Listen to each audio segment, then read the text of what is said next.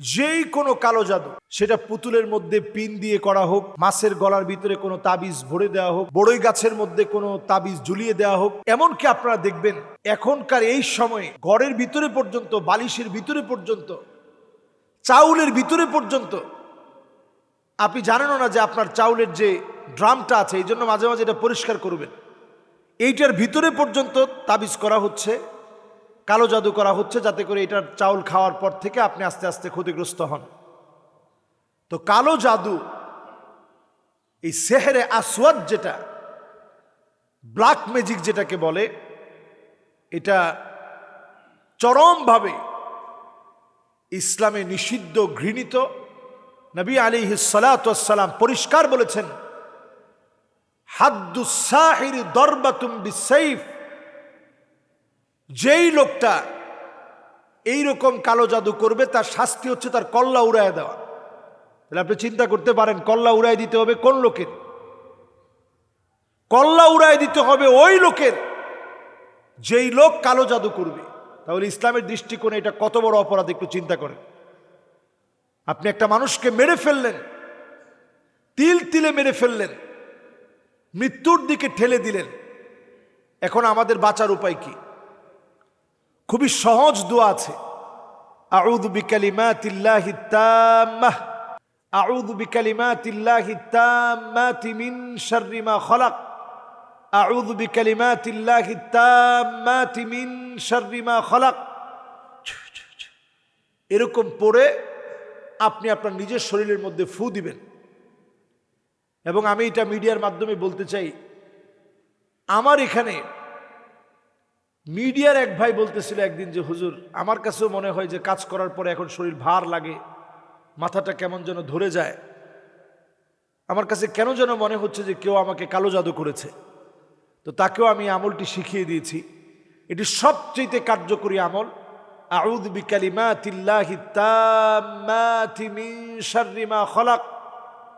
আপনি কেমনে বুঝবেন কালো জাদু করছে? ঘুমের ভিতরে আপনি দেখবেন যে আপনাকে কেউ দৌড়াচ্ছে, ছুরি নিয়ে হত্যা করতে আসছে, ছাদ থেকে আপনি বারবার পড়ে যাচ্ছেন, সাপ আপনাকে দৌড়াচ্ছে, ভীতিকর জিনিস দেখে আপনি একেবারে ঘামতে ঘামতে ঘুম থেকে উঠে গেছেন। আপনি হঠাৎ করেই দেখেন যে আপনার চোখটা একেবারে, চোখের মধ্যে এমন ঘুম ভাব চলে আসে, ক্লান্তি চলে আসে, খুব বেশি আপনার কাছে দুর্বল মনে হয়, কোনো কাজ করে আপনি প্রশান্তি পান না।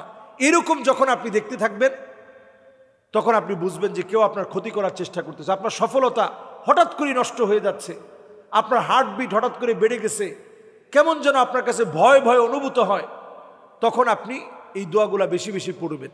ফজরের পরে সূরা ইখলাস, সূরা ফালাক, সূরা নাস তিনবার করে পড়বেন। মাগরিবের পরে তিনবার করে পড়বেন। অন্যান্য নামাজের পরে একবার করে পড়বেন। ঘুমাতে যাওয়ার সময় একবার করে সূরা ইখলাস, সূরা ফালাক, সূরা নাস পড়বেন।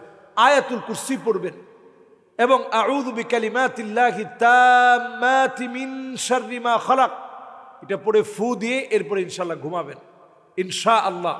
আর প্রতিনিয়ত দোয়া করার সময় দোয়া করবেন, আল্লাহ, আপনার শক্তির চাইতে কালো জাদুর শক্তি, শয়তানের শক্তি শক্তিশালী হতে পারে না। যখন দোয়া করবেন ইনশাআল্লাহ দেখবেন আল্লাহ তাআলা কোনো না কোনো দিন, অল্প কিছুক্ষণের মধ্যে হতে পারে, 2-1 দিনের মধ্যে হতে পারে, কয়েকটা মুহূর্তের ভিতরে হতে পারে, দেখবেন দোয়া কবুল হয়ে যাবে। এবং আপনি নিশ্চিত থাকেন ইনশাআল্লাহ দেখবেন আল্লাহ তাআলা আপনাকে কালো জাদু থেকে হেফাজত করবে। এই কালো জাদু থেকে আল্লাহ তাআলা আমাদেরকে হেফাজত করুক। প্রতিদিন যেমন আমরা ভাত খাই রুটিন করে, কার্বোহাইড্রেট, এই কার্বোহাইড্রেট কিন্তু খাওয়ার সাথে সাথে একটা শক্তি দেয়। তো আমরা এই কার্বোহাইড্রেটটা গ্রহণ করি নিজেদেরকে সামান্য সুস্থ রাখার জন্যে, তৎক্ষণাৎ একটু শক্তি পাওয়ার জন্যে।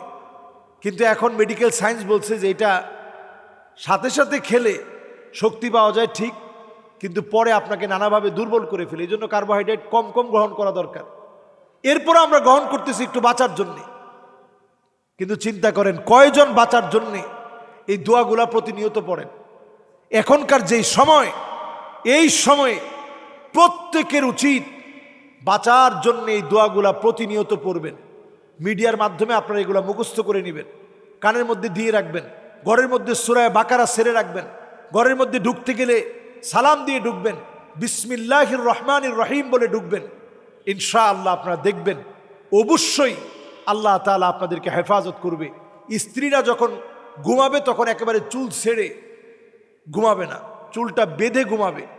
এবং খেয়াল রাখবে পাকঘরে যখন স্ত্রীরা ঢুকবে বিসমিল্লাহ বলে ঢুকবে। টয়লেটে যখন যাবে আল্লাহুম্মা ইন্নী আউযু বিকা মিনাল খুবসি ওয়াল খাবাইস দোয়াটা পরে ঢুকবে। বিছানায় যখন শুবে তখন বিছানাটা একটা ঝাড়া দিবে বিসমিল্লাহ বলে। অনেক সময় জিন সাপ সেজে আপনার ক্ষতি করতে পারে। এই জন্য এই সব বিষয়গুলো সতর্কতার মধ্য দিয়ে চললে আল্লাহ তাআলা কালো জাদু থেকে আমাদেরকে হেফাজত করবে।